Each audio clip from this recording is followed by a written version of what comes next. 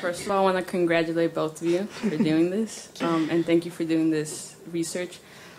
But I just wanted to ask both of you, did the emotional part ever get to you, you know, while doing this, especially with this topic? And as a student or as researchers, I'll call you, how did you guys overcome that and said, no, I have to write this paper, I have to, you know, show my results or have, you know, the audience be aware of what's going on? So that's funny. I'm in Eileen's psychotrauma class right now, and I had that kind of conversation, a similar conversation with my TA in the class. And I was like, I am studying for this, and I'm trying to pack it into like all in a couple days, and doing the paper additionally that's on sexual assault, and it's a lot. It's like it's a heavy topic, and you have to pace yourself. I found that I couldn't just sit down, you know, for 10 hours and do it all in one heave-ho. I had to break it up because, like, especially like, you know, reading the lit review information and victims' testimonies, it's personal stuff.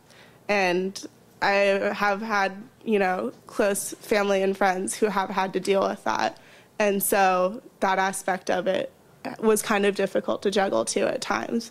But it also makes me even more passionate about it at the same time because it is such a serious topic and something that merits having a conversation about. My research probably wasn't as emotionally provocative as Shannon's was, but it was.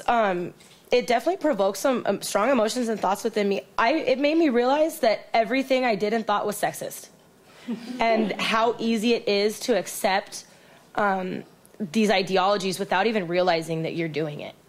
And I presented my research to a number of friends who every single one of their reactions was, "Oh my goodness, I'm sexist." So if anything, that kind of just fueled me into like, this is why this research needs to be done, because I'm an educated woman. I don't want to participate in something that relegates me to a lower status, but I was doing it because I didn't know any better. And that's the purpose of research, is to spread knowledge.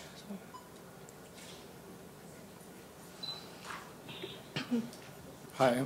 I know you guys spoke about how sexism and authoritarianism in gender relations can be, I guess, centered or framed around health issues as well as social issues.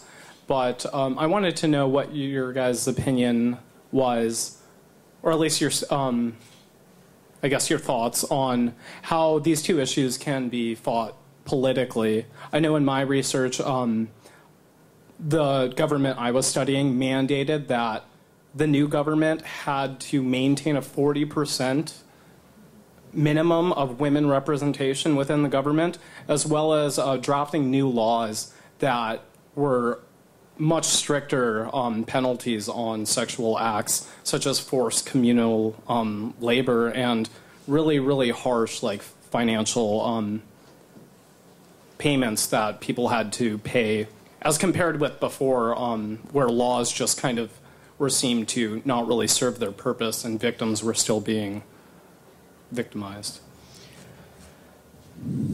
So, you know, I'm sorry, Morgan. So your question is, like, how does it have a bigger political impact? I guess, I know you guys focused on, like, the American society, but how do you think, is there a possibility for laws or political processes to combat these epidemics or problems? So I know I specifically mentioned that right-wing authoritarianism in the way I was talking about it isn't necessarily like, I don't want you guys to think of it as a political ideology, but a lot of this research is based in politics. And the guy who actually originally developed the concept was really into kind of the effect of that mentality in governments across the world. Authoritarianism plays a huge role in those politics, in things like you said, like in quotas for genders, and in more violent things like genocide that's going on, feminicide that I know a lot of people talked about. These promoting that ideology does just more than make us in America become sexist. It does have a lot deeper and more of a harsh effect in other countries. I haven't off topic, offhand, I can't think of the specific research in other nations, but I know the concept of authoritarianism is across cultures. It's not specifically an American thing, and it's related to power differences in the country. So in countries where men have higher power than women, authoritarianism is a lot more prevalent. And to be honest with you, Morgan, I am very bad at politics, which is why I picked psychology. But but I'm actually in a class where we're specifically talking about that, and I do have specific examples, just not on, they're like in my backpack across the room. They're just not on me, that kind of talks about the effect of authoritarianism in a bigger political sense. But the scary thing with authoritarianism is that let's look at Hitler. So people that are high in authoritarianism show a complete, unquestioning deference to authority. So it's a really dangerous concept to be in the hands of the wrong people. And it's been applied to a lot of, I really don't know if I'm answering your question, but yeah. I can definitely provide you, I have a big research that talks a lot about authoritarianism across different cultures, and they relate it to a lot with the choices we've made as a country during wars and other politics. So if you want to email me or get in contact with me afterwards, I can get that to you. Thanks for that answer. I'm sorry. I feel like I really rambled through that, Morgan. Okay, well, I'll take it in a little bit of a different direction as far To as rephrase my question really quickly. Yeah, okay. I meant more like how can policy orientation or politics in current times combat this issue within our society? I think we need harsher legislation for perpetrators. I do. I sincerely do. However, it's a catch-22 because 60% of all sexual assaults go unreported. So it's like, if they're not reported, how do we hold the perpetrators responsible for their actions?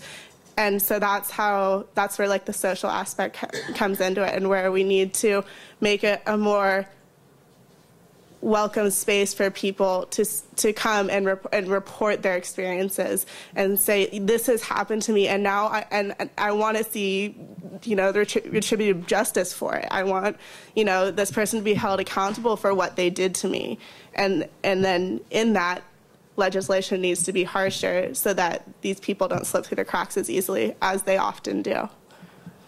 Great answer. And you too.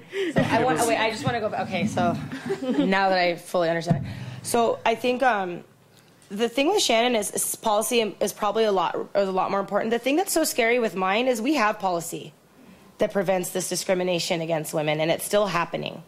So I do think policy implications do play a certain role, but I think this is about teaching to change the way we think. And policy implications are a good way to start, but as we've seen in the war with racism, policy implications are a really small step in a really big battle.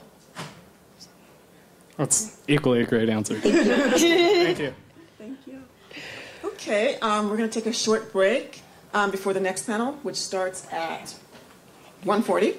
But please, let's give a hand for Jessica and Shannon.